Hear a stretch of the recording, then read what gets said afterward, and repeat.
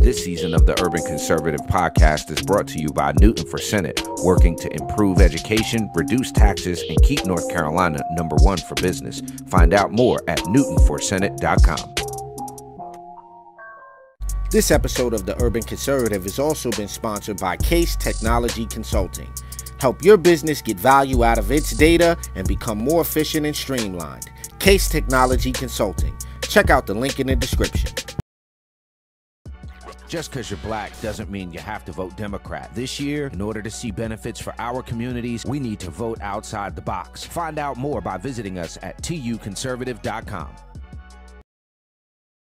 My name is Stephen Kiley, and I'm running for New York State Assembly to stop the overdevelopment of the East End.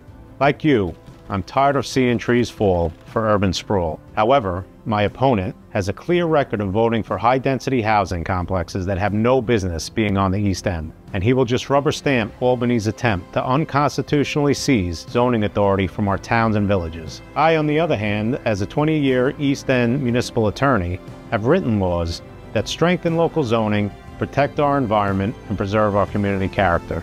Stopping overdevelopment is my specialty, and that's exactly what I'll do up in Albany. Once again, Alma Adams put her loyalty to the Democrat Party above protecting women. She voted against the Violence Against Women by Illegal Aliens Act, which makes an illegal alien inadmissible to or deportable from the United States for being convicted of crimes involving domestic violence, stalking, and child abuse or neglect. This November, vote Ali for Congress because he will defend women and put the American.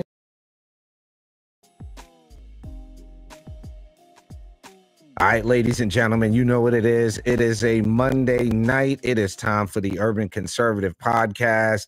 Yours truly, Abdul Ali, rocking with you here on the Urban Conservative. As always, give us a like, share, follow, subscribe. If you haven't done so already, TU Conservative is the website to go to. Our mission to share conservative values and principles and the benefits of conservative policies to urban communities across this great, amazing, and wonderful nation of ours. We have a very special podcast episode for you all tonight. I'm super excited about this. As you all know, we are in the throes of election season. There's a lot of contentious races. Everybody talks about the presidential race. Everybody talks about the governor's race. But one of the biggest issues in our country right now is education. And in a lot of circumstances, this is one of the races I think that tends to get overlooked. And I think it's really important for where we are with our young people, where our education is at, that we have this discussion. And now we talk about the race for the North Carolina Superintendent of Public Instruction. And to that end, I am super excited to have on the Urban Conservative for the very first time, Michelle Morrow, Republican, running for the North Carolina Superintendent of Public Instruction. Welcome to the Urban Conservative Podcast. Thank you so much, Abdul. I'm very happy to be here. Well, it's exciting because I see you everywhere, like you're campaigning everywhere. And how's the campaign trail been treating you? It is great, honestly. The state seems to be getting bigger and bigger as we get closer and closer. But really, it's exciting because I truly believe that education is probably the most uniting issue. It could be if we let it be. It doesn't matter your race, religion, or your politics. Quite honestly, everyone is concerned that our students are not getting the education they need to be successful as adults. Indeed. So before we jump into that, because we're gonna talk about the race, we're gonna get into all of that. I really want the viewers, the people that follow the Urban Conservative, to really get an understanding of who you are. So give us the Michelle Morrow backstory. Where'd you grow up? You know, what's the backstory? Where you from? All that good stuff. All right. Well, I grew up in upstate New York, but moved down here and went to high school in Charlotte. Actually, I graduated South Mech. We just had our 35th anniversary reunion actually on Friday night, which that was fun. And I went to UNC Chapel Hill. That's where I got my nursing degree. Worked in neurosurgical ICU. Moved out to Texas and worked in the emergency room for years. Met my husband on a mission trip actually, and he and I, after we got married, went and lived in Mexico, and 3 of our 5 kids were born in Mexico City, Mexico. So as a nurse, Nice. I've worked as a teacher because my kids have been in public, private, and also homeschooled. And so for 10 years, I actually taught chemistry, biology, civics, and government and Spanish to high schoolers whose parents had taken them out of the school system and wanted to homeschool them. And I really, for the last 6 or 7 years, have been an advocate, just being just on my own as a volunteer, my own time, my own dime, trying to transform the education system, working with General Assembly members as well as speaking at school boards, and just trying to get us back on track here in North Carolina. So I'm going to back up a little bit. As many times as we've seen each other, I did not know you were from upstate New York. Where upstate? Way upstate, actually, a town called Liverpool, just outside of Syracuse. Oh, is that in Onondaga County as well? It sure is. All right. Sure I know. is. See, Yeah. I know a little bit about upstate. We were in Albany, Yeah, Schenectady, Troy area growing up. Okay. So I want to back up to something because you said, being an advocate for the schools, and were you conservative growing up? Like, were you a Republican growing up? Was politics like part of your growing up? I mean, my parents always voted, but we really didn't talk about it. When we were growing up, you didn't talk about politics, you didn't talk about religion. And so I wasn't really paying much attention to it when I was young. But I grew up in church, and so obviously we've had conservative values, biblical values, and really it wasn't until I got into college that I started recognizing the importance of combining the two, right? That what you believe really does impact how you vote, and so that's probably when I really started paying attention, maybe. Interesting. Do you know? So. And I'm just gonna. Do you know if your parents, like back in them days, were they like Reagan voters or were they like Mondale people? Do you remember? Oh yeah, no, they were definitely Reagan voters. Okay. Yeah, absolutely. Nice. Like I did know that. Very nice, yeah. Very nice. So you mentioned homeschooling and assisting parents who pulled their children out of the school system, and we're going to talk about the race, but one of the decisions my twin brother made, shouts out to Raheem, is to homeschool my nephew. And there's some discussion about kids aren't socialized well, and there's all these misconceptions about homeschooling. So before we talk about the race, one of the things I'd love you to do is talk about like those misconceptions about homeschooling. What was your experience with that? Well, it's interesting you bring that up, because when I started homeschooling only because my daughter had some learning differences. And so we spent 4 years in the public school system. I was actually volunteered for 4 years, 2 days a week, going in and helping in the classroom. And we were doing the IEP and the 504 and the tutoring and the occupational therapy, and it just wasn't working. And so that's really why I started homeschooling. And her younger brothers were in school at the time. And so, and the one question I have gotten from people throughout that time was about socialization. And it's so interesting to me that there's never a question about their their academics. And that was what I was most concerned about, right? I'm like, am I going to be able to prepare them for whatever they want to do in the future? But I will say this, the amazing thing about homeschool is my children learned to be able to communicate with people across all different backgrounds, all different ages. And it really helped them because they weren't in that.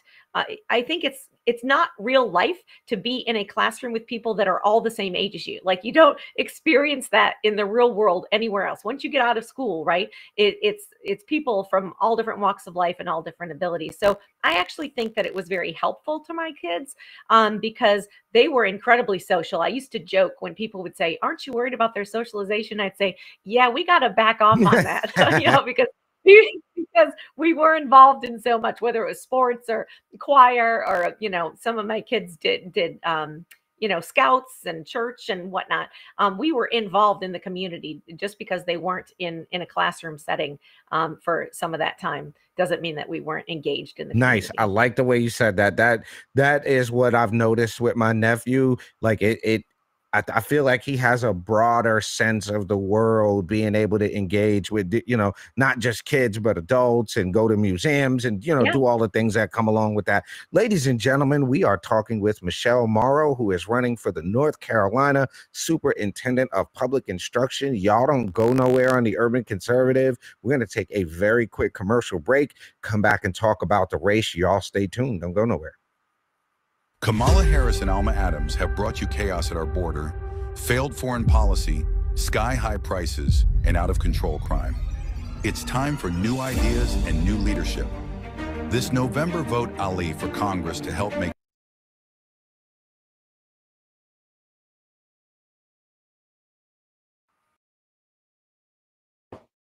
All right, ladies and gentlemen, we're back on the Urban Conservative Podcast. We are talking with Michelle Morrow, who is running for the Superintendent of Public Instruction.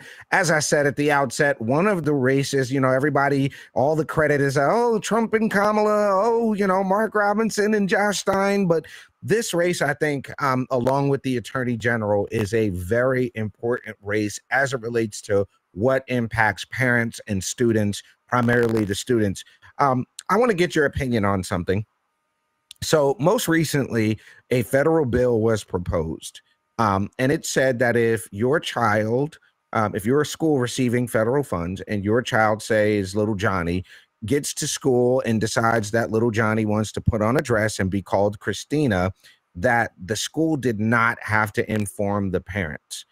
To me, as a parent, I would want to know that. Like, I would want to know that you're changing the gender of my child on school paperwork and you're changing his clothes.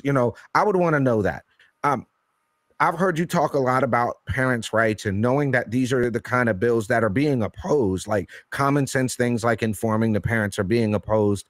Is it things like that that drove you to get involved with this race? Like, what was the real, like, I got to run for this seat moment for you? Since I've been engaged in this for the last 3 years, really what kind of triggered everything. 5 years ago, I started going to school board meetings. And as a nurse, my initial concern was that we didn't have nurses in all of our schools. Quite honestly, that was one of the reasons that kind of propelled me to start going to school board meetings and listening into what was happening. And then as I was sitting in the meetings, I'm hearing all these parents complain about math, that, this Common Core, that their children are not going to be, they want to be engineers and they're not going to be able to compete with other people around the globe or even around the country. And so I started hearing that, and it didn't seem to be being answered. And then kind of the final straw was when I've been fighting to get boys out of girls sports. As a nurse, I'm just like, this is an absolute breach of medical, it's medical malpractice is really what it is. And so then when we found out that there was actual pornographic content in our classrooms 3 years ago, I joined with some friends, and we have something called the Pavement Education Project, because we went to the school boards and said, listen, you might not know this, but there is some content in there that should never be in front of young people's eyes. And we got all this pushback and called bigots and, transphobics and homophobics and whatever it might be. So then we went actually to the sheriff's department and to the attorney general's office in downtown Raleigh. And they were shocked, quite honestly. I mean, they let us in and they let us talk to people. But sadly, the week later, when we went and we revisited it, they basically said, the sheriff's office and the district attorney's office, sorry, it wasn't attorney general, it was just district attorney in Wake County, they said, listen, we can't do anything because the school boards determine what we can do inside the school. And I said, this is crazy. So then we thought, well, if the parents knew what was going on, they would push back. So that's why we started investigating, and we just wanted to empower parents. We wanted them to know so that they could protect their own children. And that's how this all kind of blew up. And then I started traveling around the state and telling people what we were finding, and talking about the Parental Bill of Rights, protecting women's sports. I was at countless committee hearings and talking to General Assembly members and trying to get the people of North Carolina to stand up and let our representatives know what we wanted them to do, because that is how we are supposed to function as a constitutional republic. So I ran for school board 2 years ago and was was constantly told that you don't have any idea what you're doing. We are not talking to our children about gender. That is not happening. You're a homeschooler. You don't have any idea. And lo and behold, 3 months later, when I went and spoke at the Parental Bill of Rights committee hearing for the Senate, and I'm saying as a nurse how damaging this is to our children, that puberty should not be treated as a disease. It is the most important growth and maturation process. We should not be messing around with it with puberty blockers and hormone replacement therapies, or heaven forbid, transgender surgeries. And so thankfully they passed that. But I will tell you, some of the very same people that were shouting in my face, that were calling me names, that were telling me that my children should be taken from me, they were standing in that committee and they worked for the school system and said, it is our job to protect children from abusive parents. And their term of abusive is not calling your child or not allowing them to explore their gender or change their gender. And so I tell people, and I tell people now, if a child is suffering, whether it's intellectually with their schoolwork, whether it's emotionally, whether it is psychologically, the entire family is impacted by that. And we can refer, but we should not be diagnosing, treating, or counseling students without their family, their parents being a part of that process. And that's one of the main reasons why I've said this has got to stop. These children belong to the parents. They don't belong to the school system. And it's time for us to focus on academics and not on all of these other political and social activist issues. Agreed. One of the things I think, and as we talk about the superintendent of public instruction and more specifically the North Carolina education, one of the things that seems to be happening is there's like a lot of political agendas that are in the classroom. And the way that I'll put it is, more often than not, kids are being told what to think instead of how to think. And I think there's some advantages to homeschool in that regard, but on the opposite side, there are some great public schools. My kids went to public schools. They went to CMS and they went to the IB program and graduated and all that good stuff. What do you say to people that say, oh, that Michelle Morrow lady's against the public schools? Like, talk to the folks about how much you actually do support the public school systems.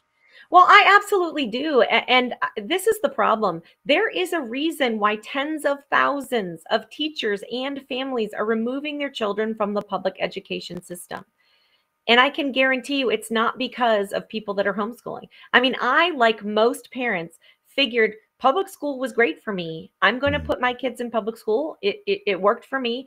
And really, it was not until COVID when we started recognizing that there are things that are being told to our children that we didn't know were being told to our children. And so, and the other problem is this: there's absolute chaos right now in many of our classrooms. When I am traveling the state, I've been traveling for 3 years, and I talk to people, and teachers are leaving their calling. Teaching is a calling. It is not just a profession. You don't go into it because you want to be on the Fortune 500 club. You go because you love children. You go because you want to teach. You go because you had a wonderful mentor potentially when you were growing up and in school.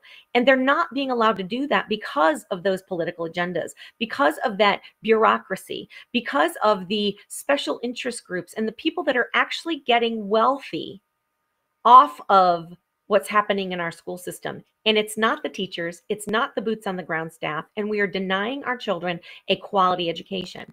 And so I want to build this back up. I'm not the one that's entrenched in the system and just saying, protect the system, protect the system.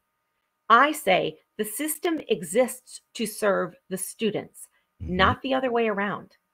So that's one of the big differences between my opponent and I. He wants to say, oh, well, I was a part of this system. I was a part of this system.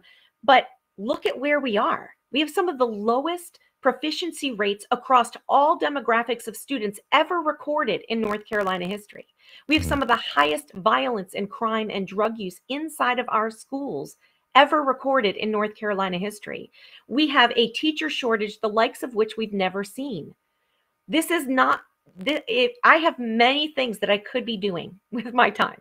I am doing this because I believe the public school system should be the absolute best it can be, the best option for families, so that it is competitive.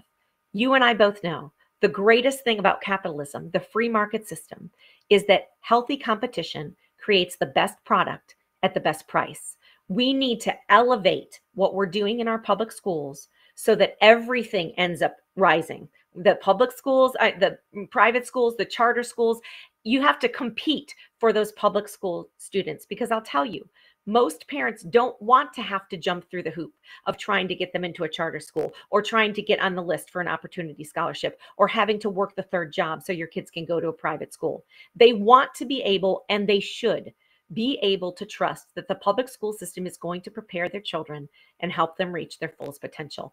That's why I'm running.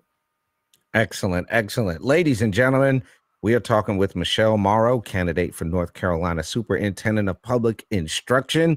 As always, jump in the comment section, put your questions there. You can also send them to us at tuconservative@gmail.com, and we will make sure that Michelle gets your questions. One of the most interesting things that I've had the opportunity to see, you and I were at an event in Charlotte, and you kind of brought this up, people being entrenched in the system. My opponent got highly agitated when I pointed out that it's career politicians that have us $35 trillion in debt. This idea that it takes somebody from within the system to fix the system, I think it's almost bizarre to me, because you've been a part of the problem for so long. Let me ask this. There's been a lot of I don't want to use the word controversy, because a lot of times the mainstream media make mountains out of molehills. There's been a lot of controversy around this race, and I think one of the things that I want us to be able to do here at the Urban Conservative, specifically for folks in urban areas where there are a lot of failing schools, where there isn't a lot of opportunity, where people are, like you said, locked into failing schools. What can you do as the superintendent of public instruction to help people whose children are in those failing schools, who are in zip codes where they feel like they don't have another option? Well, I think the first thing that we have to do is we have got to make our schools the safest buildings in the state. We have to hold people accountable, especially our young people. We are not doing them any favors if we're not keeping them accountable for their actions. And so we really need a code of conduct, and we need for our administrators to step up, and for their number one job to create a culture of civility, one of collaboration and enthusiasm and excellence. I believe every child is filled with potential. Every child has a special gift and talent, and it really should be our school's job to work with parents to figure out just what makes that student tick, and then to put them on that path towards success. And, when you talk about opportunities within the cities, we have so many business opportunities. We need to strengthen those partnerships, those public-private partnerships, and go into the business world and say, who do you need, right? We have students that want to work in IT. We have students that want to be in construction. We have students that want to be in engineering. We have students that want to be in healthcare. Could you partner with us and have a program? I believe every junior and senior across the state of North Carolina should have an opportunity for a work-study program. That means you work half the day and get paid for it, and the other half of the day you end up taking your core classes, so that when we walk across that stage and we actually hand them a diploma, they know that they have the skills necessary to be successful as adults on the outside. And that is what we are obliged to do as a public school system. And so I look at that and I say, when we're looking at these inner city schools in these places that there's a lot of places that are just very rural, that don't have a lot of economic prosperity happening there. We need to focus on what business could we draw into this county. We need to work with county commissioners. We need to work with our legislators. We need to work with our city council and say, listen, this is a farming community. What would be a great business that we could draw here, right? And then we could have classes so that they could have the employees that they need to be successful in this area. And that's how we can improve everyone's life across all of our 100 counties, which are so very diverse. And so I think education is the key. And it's not just the key to our children's future, it's the key to economic prosperity. And it's the key to allowing our children, if they choose, to be able to stay in the town where they were born and raise the next generation. But right now we're just shoving everybody into our cities, right? And they can't even get a part-time job because there's so little to choose from. And when you're not dealing with those everyday real life situations like a job would give you in your junior and senior year, you sometimes don't see the importance of studying algebra or studying your economics class or studying your geometry class.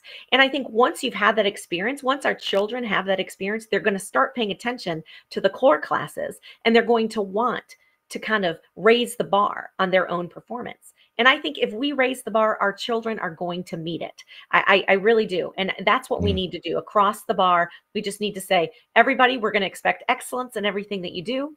And we believe that you're capable. Excellent. For the record, I just did a radio interview here in Charlotte. And when I talked about the soft racism, the soft bigotry of low expectations, even the sister that was conducting the interview, it was bizarre to her that we would lower the standards instead of having our children come up. Ladies and gentlemen, we are talking with Michelle Morrow, who is running for the Superintendent of North Carolina Public Instruction. We're going to take a real quick commercial break, come back with a lightning round so that Miss Michelle can earn the floor. We'll be right back here on the Urban Conservative. Y'all don't go nowhere.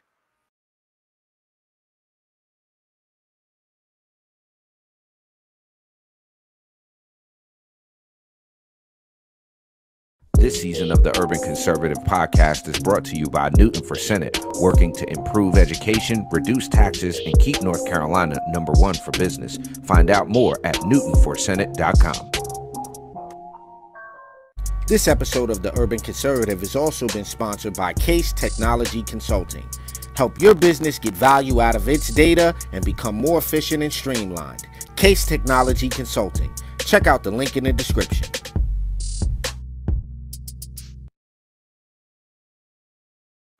All right, ladies and gentlemen, you're back. It's the Urban Conservative Podcast. It's a Monday night. We're talking about education, the race for the North Carolina Superintendent of Public Instruction. We have with us Michelle Morrow. We've been talking campaign and a lot of good stuff. Before we jump into this lightning round, I want to go back to one thing you mentioned. Two things, really. One was on the accountability. And one thing I noticed, right, between the public and the charter schools is that there seems to be a lot more accountability on the charter school side. Like if they don't hit their numbers, the paperwork's not right, they will shut them down in a heartbeat.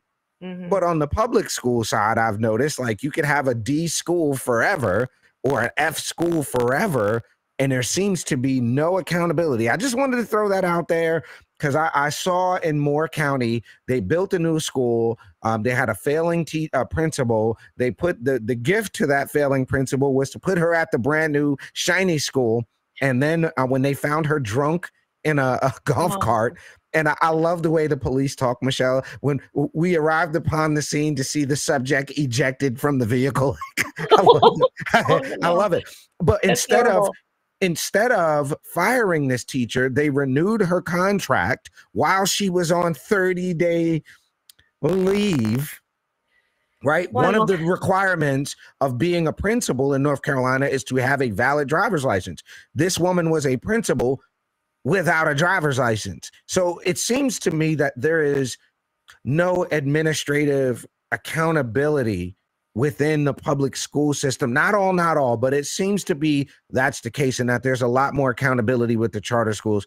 What can you do from the Superintendent of Public Instruction's position to ensure that that administrative quality and accountability is there?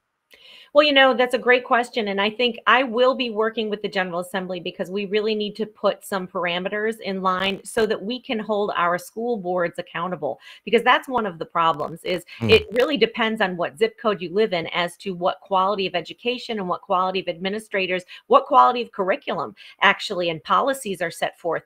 And so that can't be, if we're going to have a statewide education system, it needs to be, it doesn't matter where you live, you are going to get the same quality quality of education, the same quality of leadership, and the diploma is going to mean the same thing, regardless of which high school you went to. And so it's time to put some parameters in there.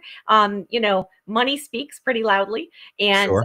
and they come, the money filters through the DPI. A lot of people like to say, oh, how are you going to handle an $18 billion budget? I want everybody to know the superintendent usually is not sitting home with their calculator. You definitely have a team of people that are going to be handling that. But I'll say the General Assembly is the one that determines who is going to get what money, but the DPI and the superintendent is the one that hands them that check. So I will tell you that there will be accountability, and there will be stats, and there will be data to show that we are focusing on safety for our students and discipline in the classrooms and supporting our teaching staff. And every decision we make, the student success has got to be the number one factor that we are taking into account when we make that decision. And we've got to flip this. And unfortunately, you are seeing a lot of upward failure, and that has got to stop. We cannot just be picking people because of who they are, or because of the color of their skin, or because of who they know, or because of how much money they bring to the table, or what influence they bring to the table. We need to find the people who are the best at their jobs, and put those in places that they can be leaders, and they're going to be team leads. We've got to bring back that team atmosphere back into every school, I think, here in North Carolina. Excellent. Excellent. Well, ladies and gentlemen, we have been talking with Michelle Morrow, who is the candidate for Superintendent of Public Instruction.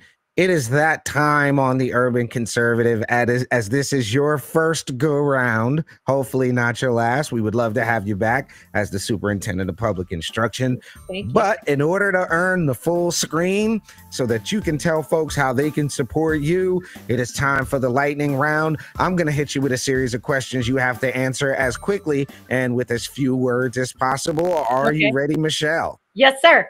All right. First question, Stallone or Schwarzenegger? Stallone. What's the worst thing you've ever eaten in a restaurant? Fish eyes. Oh, okay. If you could learn any language in a week, which would it be? Any language what? Any language. If you could learn a language in a week, what would it be? Probably Mandarin. Okay, good choice. What chore do you absolutely despise doing? Probably laundry.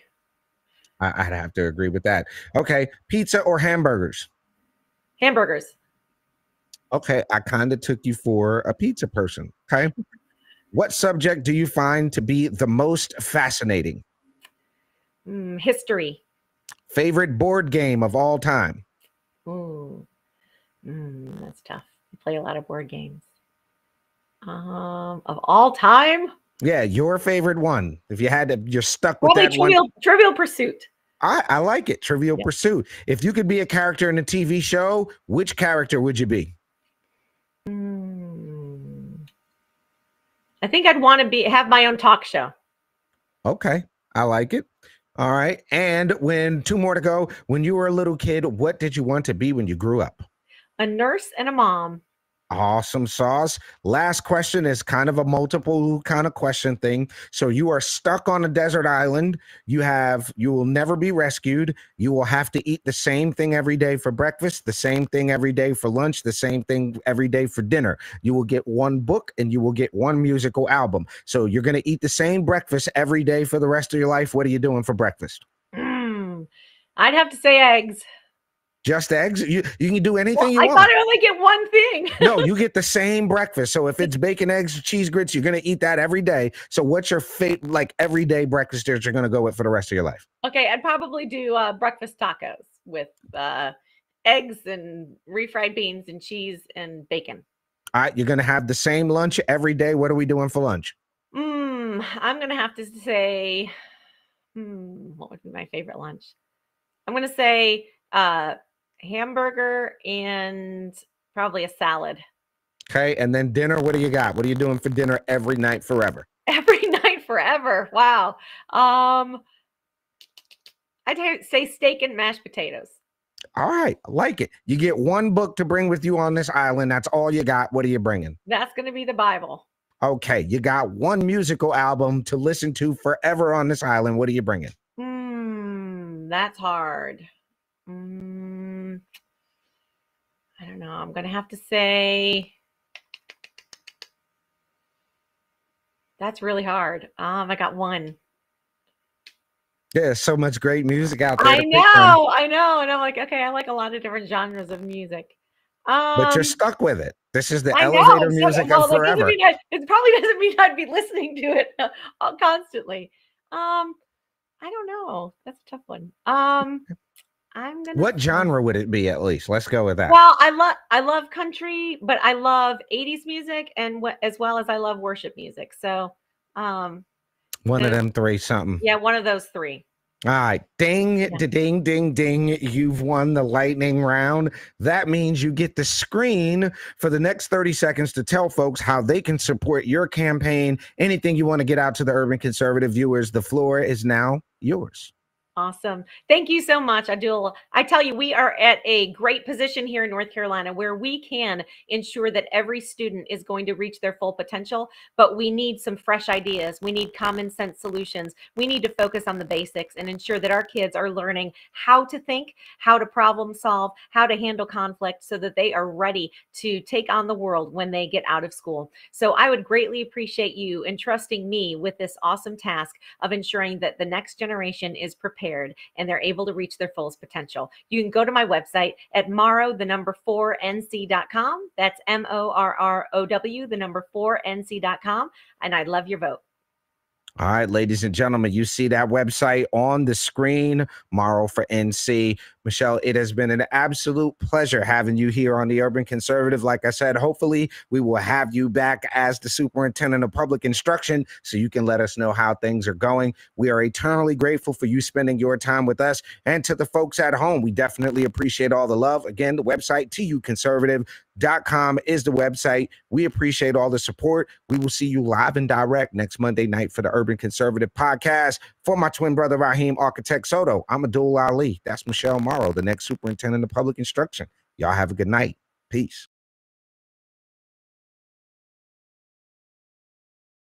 Hey, buddy, do you like NASCAR? Do you like A Tribe Called Quest? Well, you gonna love the Urban Conservative.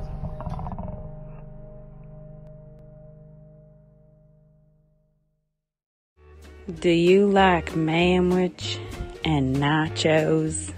Well, then you'd love the Urban Conservative. Do you like guns? Do you like butter? Well, you're gonna love the Urban Conservative. Yo, what's good, son? You like pit bulls, say? You like solving Sudoku puzzles? Then you gonna love the Urban Conservative. Just because you're black doesn't mean you have to vote Democrat. This year, in order to see benefits for our communities, we need to vote outside the box. Find out more by visiting us at tuconservative.com. My name is Abdul Ali, and I'm running for U.S. House District 12 here in Charlotte as a Republican this November. We know that the Democrat machine controls Charlotte, but a common sense Republican like me can win if we can get our message out to the voters. If you're like me and fed up with deep state career politicians like Alma Adams and Joe Biden, help me send a message that their time is up. I've done something by running for Congress. Now I need you to do something. Visit aliforcongress.com, make a contribution. Together, we can make America better.